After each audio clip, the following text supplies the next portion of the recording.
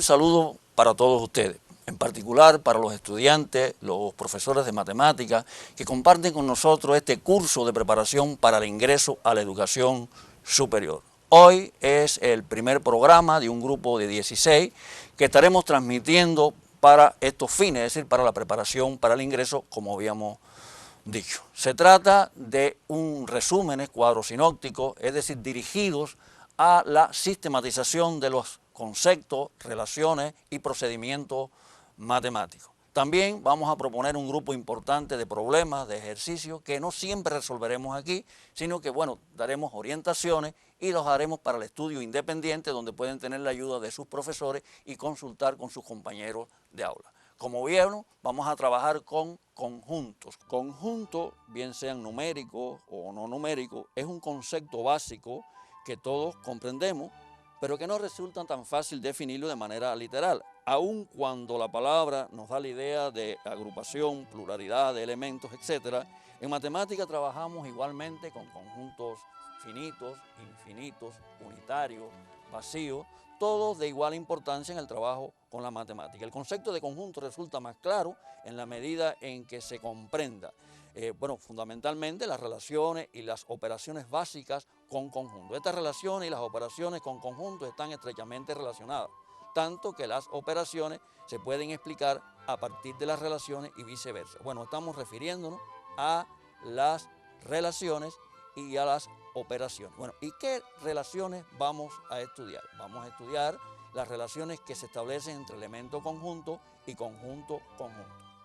Existen otras, por supuesto, pero estas en nuestro curso pues son las básicas. De igual manera vamos a trabajar las operaciones de unión, intersección y diferencia de conjunto. Existen otras relaciones y operaciones con conjunto, como habíamos dicho, pero bueno, están estas en este curso pues constituyen las básicas. Por tanto, utilizaremos para poder ejemplificar todo esto, bueno, ejemplos, reitero, muy sencillos, y ustedes pueden comprenderlo mucho mejor.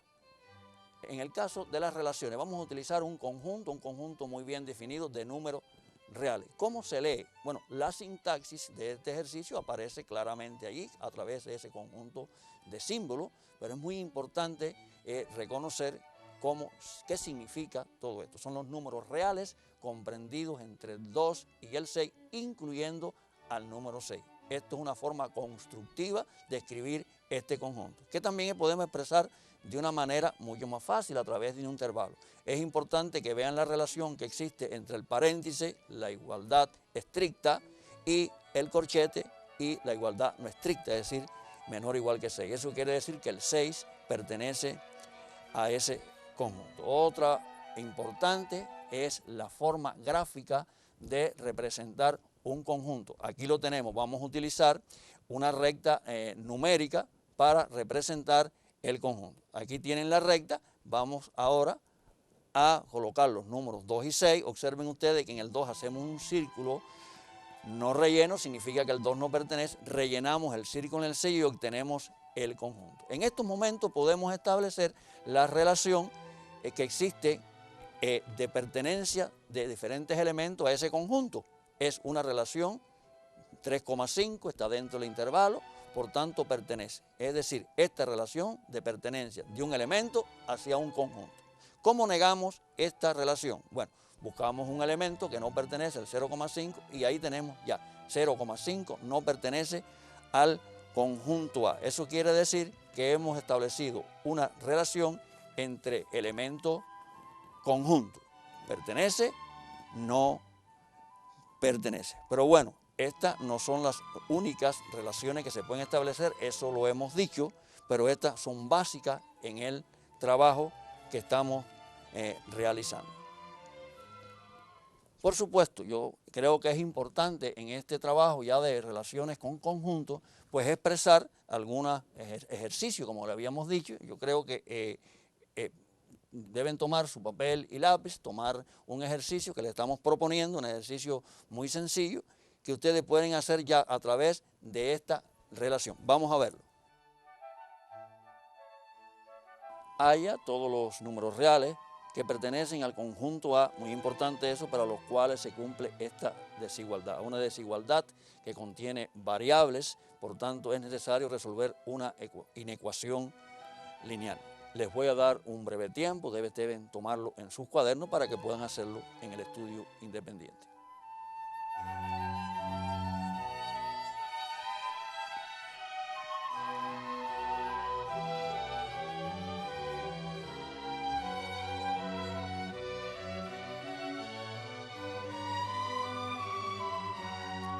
No alcanza el tiempo.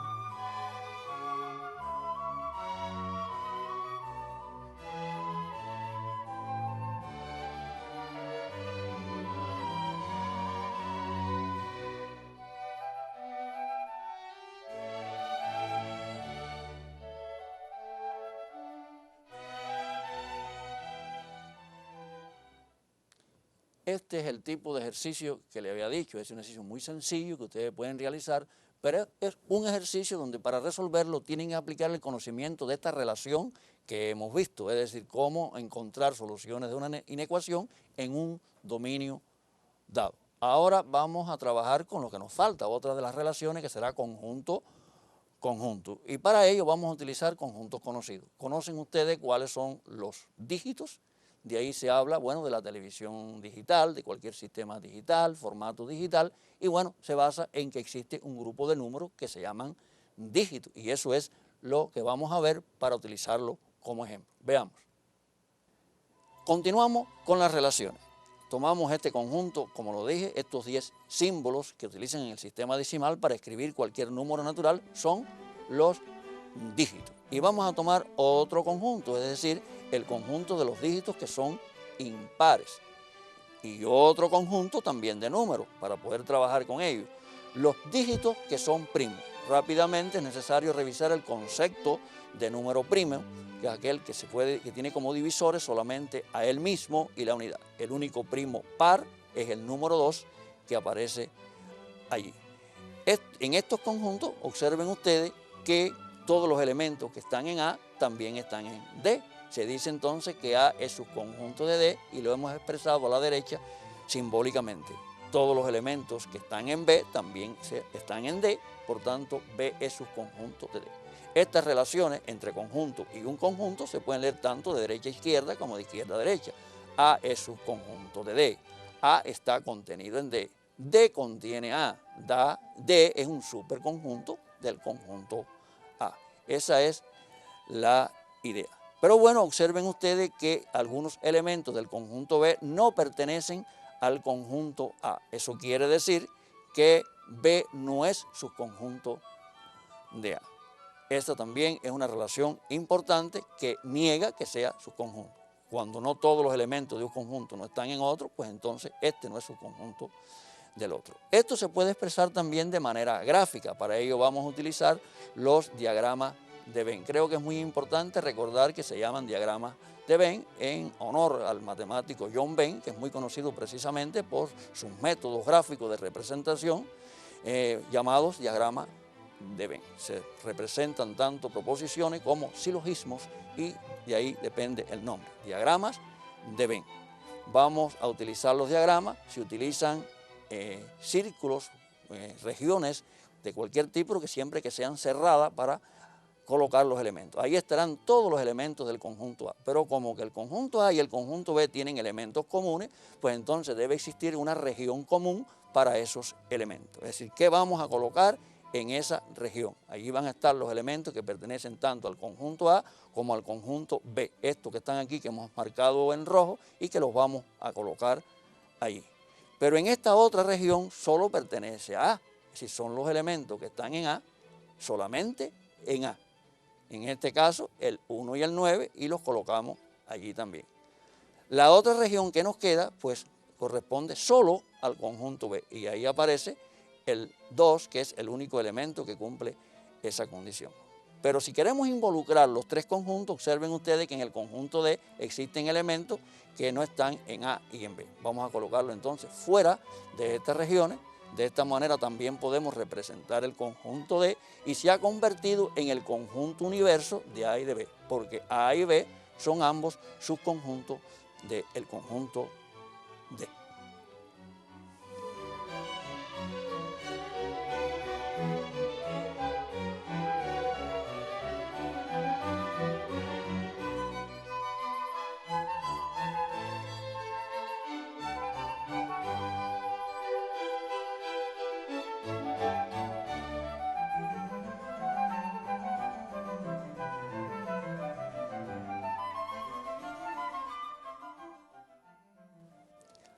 Hasta ahora hemos hablado de cuestiones conocidas, es decir, relaciones que se establecen entre un elemento y un conjunto y relaciones conjunto-conjunto. Me refiero a la relación de pertenencia y a la relación de inclusión de conjunto, subconjunto, como también las conocemos. Pero bueno, vamos a referirnos a algo que ustedes también conocen, a las operaciones con conjunto, esas que ya hablamos, así que vamos a verlas en un momento y poderlas discutir con ustedes. Nos vamos a quedar con estos conjuntos, también con la representación gráfica, y entonces vamos a analizar las operaciones. Por supuesto, la intersección, la unión, la diferencia de conjunto, que son operaciones que ustedes conocen. Vamos a verlo primeramente de manera general, después vamos a verlo en el caso particular de los conjuntos A y B. La intersección de un conjunto X y Y cualquiera son aquellos elementos, o la integran los elementos comunes, es decir, que tanto pertenecen al conjunto X como al conjunto Y. En el caso de la unión, bueno, aparece aquí, reitero, esta es la parte particular de los conjuntos A y B, son los elementos 3, 5 y 7, que son los comunes en eso, tanto pertenecen a A como a B. Y como les dije, en el caso de la unión, pues está compuesto por los elementos que tanto pertenecen a un conjunto como el otro, es decir, los elementos de ambos conjuntos, sin repetir, por supuesto, los elementos que aparecen en la intersección. En el caso particular, pues está muy clara la idea, el 1, el 2, el 3, el 5, el 7 y el 9, que está en uno de los conjuntos, tanto en A o puede estar en B, en uno de ellos dos. La diferencia vamos a estudiarla de X hacia Y, es decir, X diferencia con Y, X diferencia Y, está integrada por los elementos que están en el conjunto X y no están en el conjunto Y.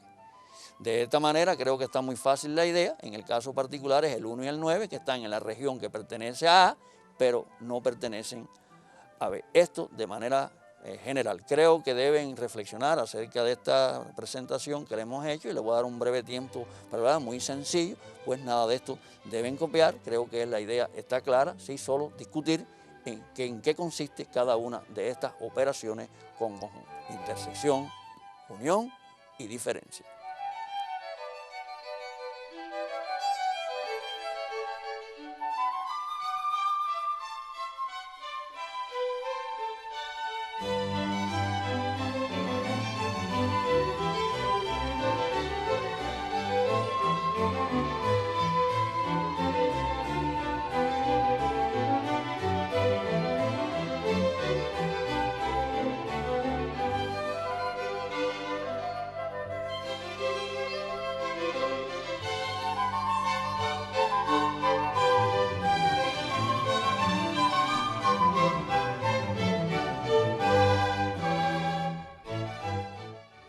Estas operaciones, como les dije, no tienen que copiarlas, es simplemente reflexionar acerca. Lo que sí es importante es que conozcan en qué consiste cada una de ellas.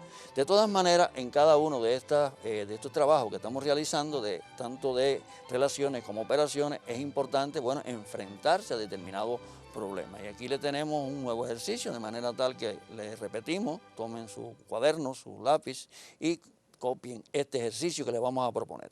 Aquí aparecen varios diagrama y debe sombrearse la intersección que aparece en la parte de abajo. Creo que está clara la idea. El tercer ejercicio es completar un espacio en blanco, pero muy importante esto, es una forma implicativa. Si esto, entonces esto otro. Es decir, si A es su conjunto de B, entonces A intersección B, bueno, vamos a ver qué da cada uno de esos, la unión, la diferencia, un breve tiempo, ustedes deben tomarlo en sus cuadernos para que lo puedan realizar en el estudio independiente.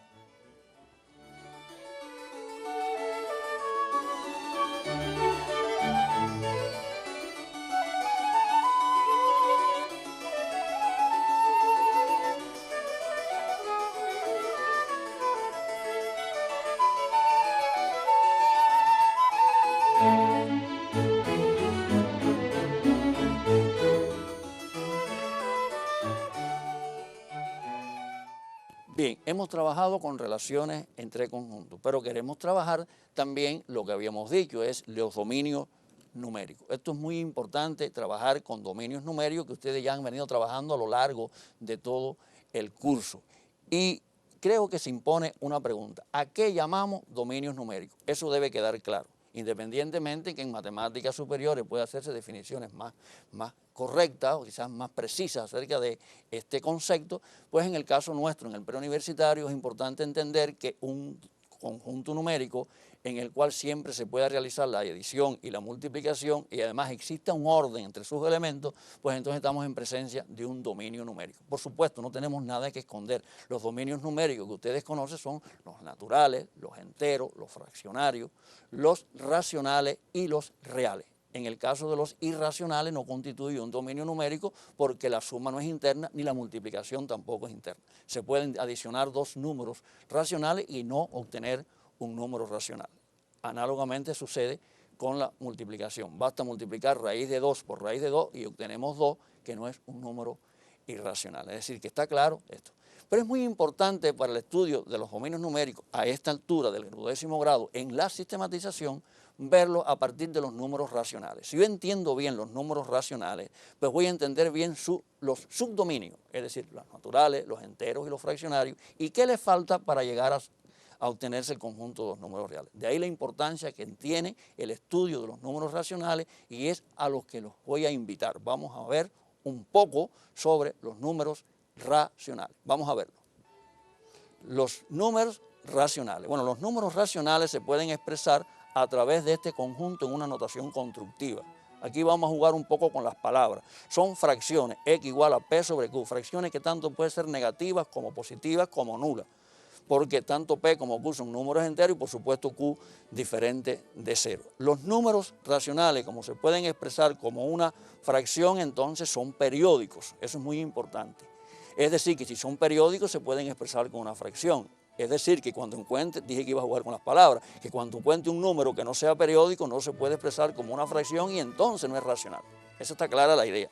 El conjunto de los números racionales es un conjunto denso. Eso quiere decir que entre dos números racionales siempre es posible encontrar otro número. En este conjunto constituye un dominio numérico, se pueden realizar sin restricciones las 4 operaciones aritméticas básicas: la adición, la sustracción, la multiplicación y la división, y creo que está clara la idea. En el caso de la división, el divisor no puede ser 0.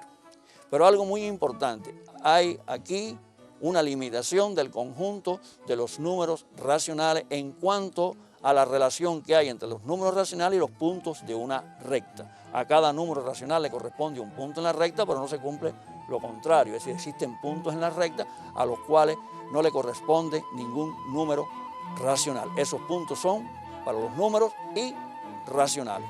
Vamos a darle un breve tiempo, ustedes deben reflexionar acerca de estas propiedades que le hemos dado al conjunto de los números racionales y lo importante es entenderlo.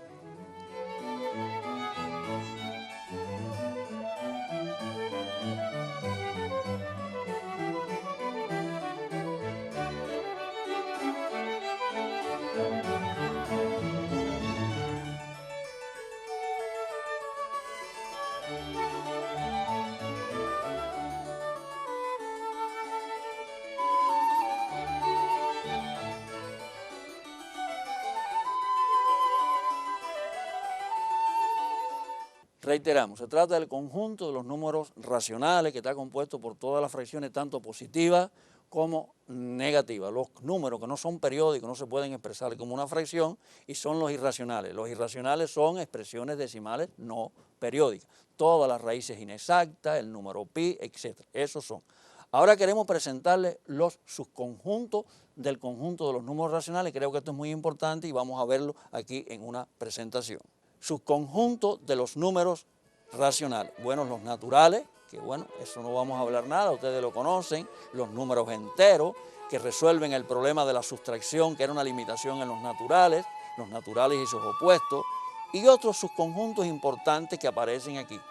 Q más, Q asterisco más, Q menos, Q asterisco menos.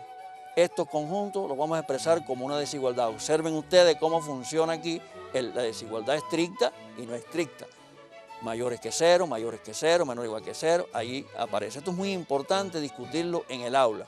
También los podemos representar estos números racionales mediante un intervalo. Por ejemplo, el primero, los números que comienzan en 0 hacia el más infinito. El 0 pertenece, en el otro no pertenece, en el que le sigue. Y de esa manera. Si hacemos un análisis gráfico de cada uno de estos subconjuntos, miren qué bien se ve y aquí aparece la importancia que tiene el círculo relleno y no relleno para indicar que pertenece y no pertenece respectivamente. Pero ¿quiénes son estos subconjuntos? ¿Cómo los leemos? ¿Qué significa esto? Bueno, estos son los no negativos. Son los no negativos porque son los positivos y además el 0. Bueno, estos son los fraccionarios que ustedes conocen. Aquí tenemos ya los 3 subdominios de los números racionales. Los naturales, los enteros y los fraccionarios. Y otros subconjuntos importantes. Bueno, estos son los positivos, porque estos son los que están a la derecha del 0. Estos serían los no positivos porque contienen al 0. Y estos otros los negativos. Creo que este es un trabajo muy bueno en hacer un resumen en el aula y bueno, y les voy a dar un breve tiempo para que ustedes reflexionen acerca de este trabajo. Seguramente no van a tener tiempo para tomarlo en sus cuadernos.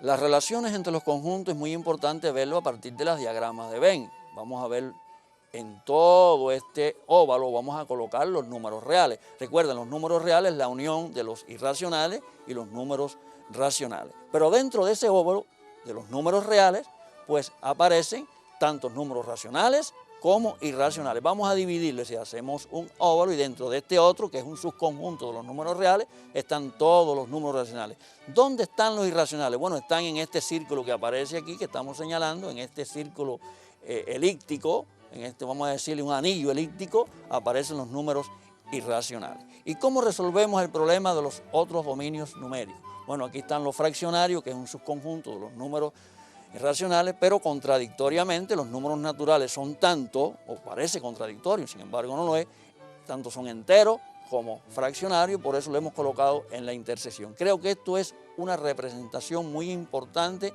en un diagrama de Venn de estos dominios.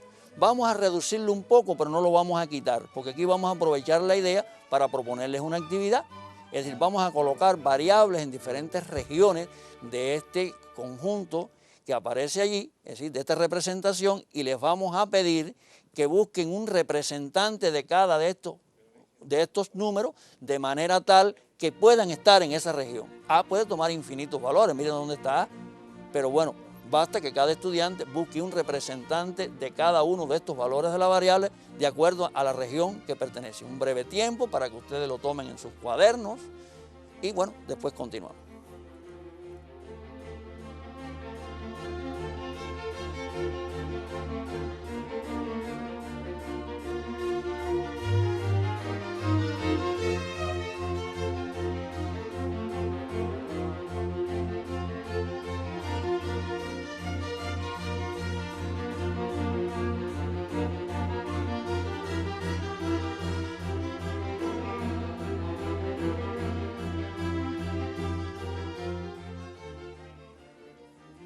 Bien, esta representación, le dije, es muy importante para que ustedes la tengan en cuenta. Creo que esto es un buen ejercicio, pero bueno, no es suficiente para el trabajo de hoy. Creo que le podemos dejar otras actividades.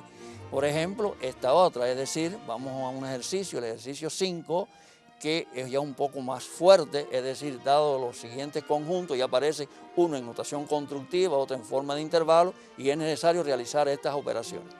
En el otro ejercicio, en el 6, pues es hallar el dominio de definición de la expresión L. L igual a un logaritmo donde hay variables en la base y variables en el argumento, y es necesario determinar su dominio de definición. Bueno, ese es un trabajo importante que hay que realizar con conjunto. Yo les voy a dar un tiempo para que ustedes lo puedan realizar.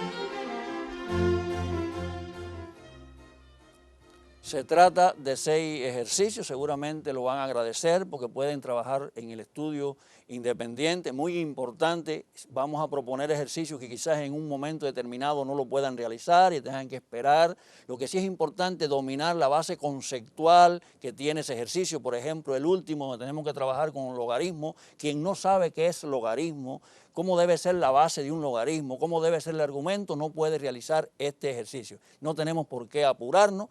La idea es precisamente poder hacer estos ejercicios, ir comprendiendo cada uno de los conceptos, relaciones y procedimientos que estamos trabajando. Ya hoy no tenemos tiempo para más, seguramente nos volveremos a ver para continuar con este curso de preparación para el ingreso a la educación superior. Hasta entonces.